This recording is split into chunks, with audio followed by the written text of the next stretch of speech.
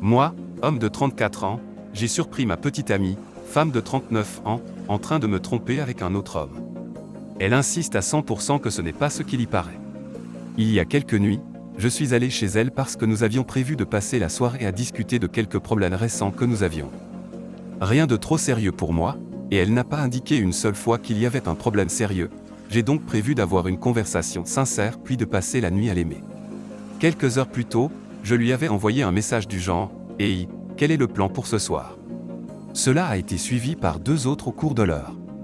Elle fait des siestes et dort parfois très profondément, alors je suis juste allé chez elle, selon le plan informel.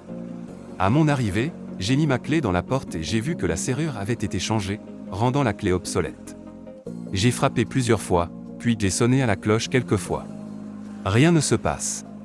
Puis j'appelle et j'obtiens 2 sonneries, puis la messagerie vocale, suggérant que l'appel a été rejeté.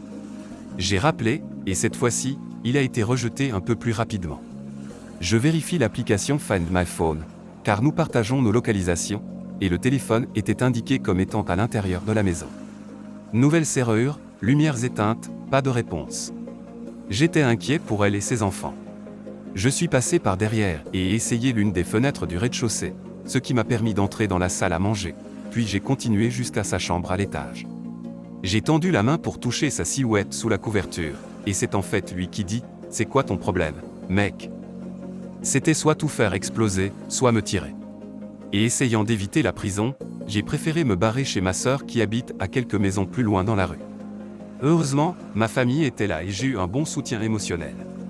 Je n'ai reçu aucun contact de sa part, à part la photo de la fenêtre ouverte qui est arrivée après 2 heures épouvantables, et seulement en réponse à mon dernier message lui demandant « N'as-tu vraiment rien à dire ?»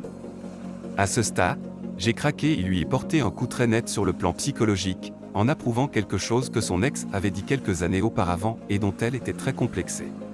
À titre de question connexe, j'espérais avoir des avis sur l'inapproprié qu'il est de crier des choses blessantes à quelqu'un que vous venez de surprendre au lit avec un autre homme qui ne s'est pas donné la peine de s'excuser ou de s'expliquer.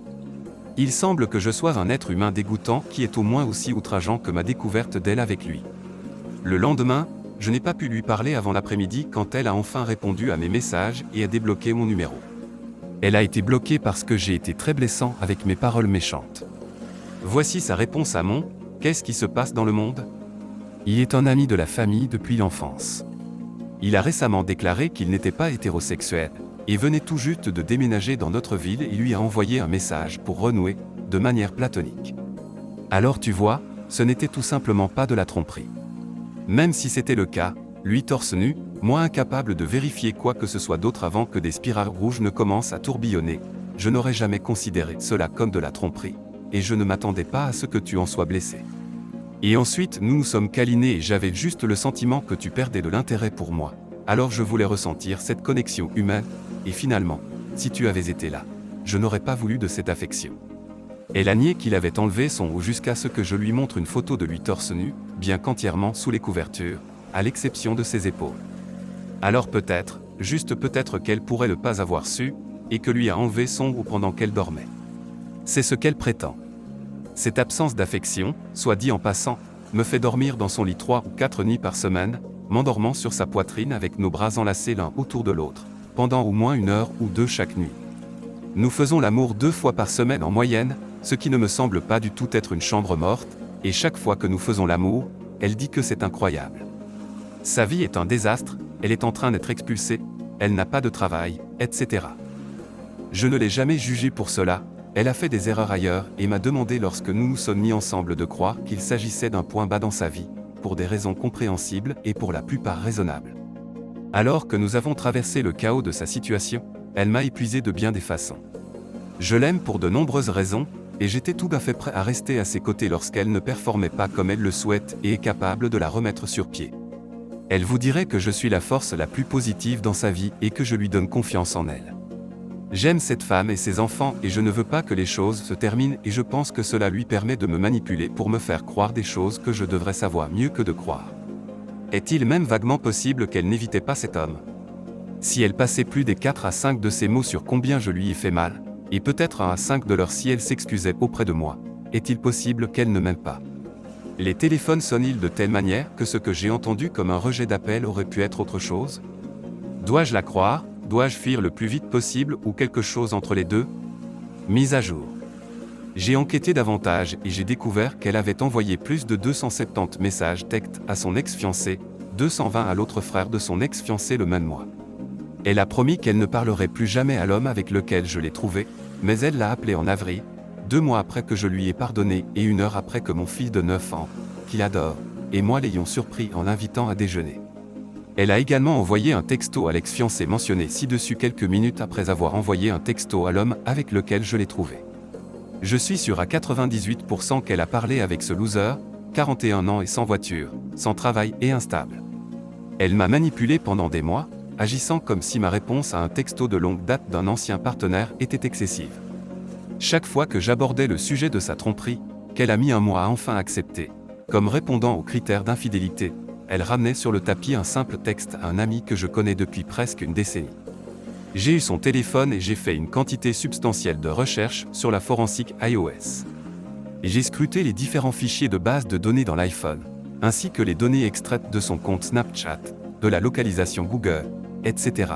Et j'ai découvert encore plus, le jour ou 2 avant de la prendre sur le fait, elle s'était d'abord inscrite sur Tinder, juste pour voir de quoi il s'agissait, et deuxièmement, avait ajouté à ses amis quelques vieux amis hommes. Elle m'a supplié de lui pardonner, me disant qu'elle avait simplement été conditionnée à agir ainsi puisque tout le monde avec qui elle avait été avait agi de la sorte envers elle. Peu importe qu'elle m'ait dit auparavant qu'elle avait été maltraitée et donc qu'elle savait combien ça fait mal et ne pas le faire. Le type avec qui elle était quand je l'ai rencontrée et qui était supposé être un colocataire, l'a quittée immédiatement quand il a découvert ma présence, la mettant ainsi en difficulté financière. Croyant à tout son discours, j'étais convaincu qu'elle était vraiment une bonne personne dans une mauvaise situation, quelque chose avec lequel je peux sympathiser. Je l'ai laissé vivre chez moi, après son expulsion. Je lui ai laissé conduire ma 2e voiture plutôt que de la vendre comme je voulais le faire. J'aime ses enfants et je ne voulais pas qu'ils souffrent, alors j'ai juste fait avec, en partie par amour pour les enfants, en partie par amour pour elle, en partie à cause d'un sérieux syndrome de Stockholm et un peu à cause d'un sens de culpabilité mal placé. Elle a emménagé et piétiné ma vie privée, ma tranquillité d'esprit, mes relations de voisinage, etc. J'ai reçu de nombreux appels hostiles de la part des autres résidents de mon immeuble. Mon propriétaire de 10 ans m'a appelé 3 fois pour me menacer de m'expulser. J'ai supplié qu'elle fasse moins de bruit et elle oscillait entre une feinte ignorance et une indifférence totale. J'ai ensuite découvert qu'elle envoyait des textos à une amie pour se moquer de ma supplication à ce qu'elle arrête simplement de faire du bruit la nuit. Elle a obtenu son propre logement il y a quelques semaines et devinez quoi, elle est vraiment préoccupée par le niveau de bruit depuis qu'elle aussi a reçu des appels de voisins et du propriétaire.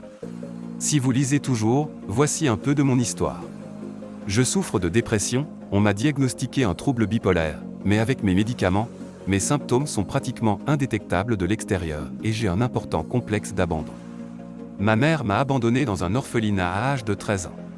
Mon père m'a littéralement tabassé et m'a mis dans un hôpital psychiatrique en guise de punition, pas du tout parce qu'il pensait que j'y appartenais, il l'admettra à quiconque lui demande. Ma femme m'a quitté après 6 mois de mariage car après 6 ans, un enfant et plusieurs années d'amitié antérieures à notre relation, elle a changé d'avis. On pourrait dire que je suis une marchandise abîmée. Je ne sais pas comment échapper à ce sentiment de la désirer voire de la nécessiter. Quand tout va bien entre nous, c'est comme une extase.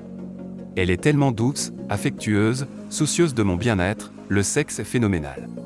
Son amour pour moi et mon fils semble si réel. Nos enfants sont de très bons amis, ça ressemble à une vraie famille, je suppose que c'est la famille que j'aurais aimé avoir avec mon ex-femme, ou peut-être quand j'étais enfant. Pathétique, n'est-ce pas?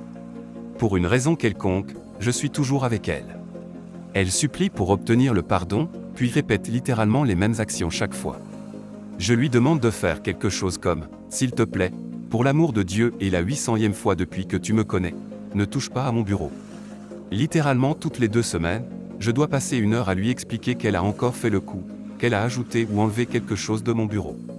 À la fin de cette conversation qui m'épuise l'âme, elle agit comme si elle avait parfaitement compris. L'instruction très simple, ne touche pas à mon bureau ni à quoi que ce soit dessus. Inévitablement, cela se reproduit la semaine suivante. Je lui dis que j'ai besoin de dormir, n'ayant dormi que pas plus d'1 heure la nuit précédente, entre mes 2 emplois, et elle quitte la pièce pour que je puisse faire une sieste, pour revenir 15 minutes plus tard, me réveillant pour me dire quelque chose qui n'est absolument pas urgent. Je pourrais continuer, mais ce ne serait pas utile.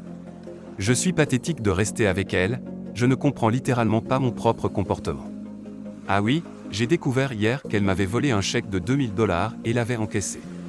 Lorsque je l'ai confrontée à ce sujet, elle a disparu. Je suis pathétique de rester avec elle, je ne comprends littéralement pas mon propre comportement. Lorsque je l'ai confrontée à ce sujet, elle m'a évité. Cher auditeur, que feriez-vous à ma place? Lui pardonner une énième fois. J'ai besoin de vos conseils, ma vie est si pathétique. Merci d'être resté jusqu'à la fin. Si cette histoire vous a plu, n'oubliez pas de liker et de vous abonner. À bientôt pour de nouvelles histoires.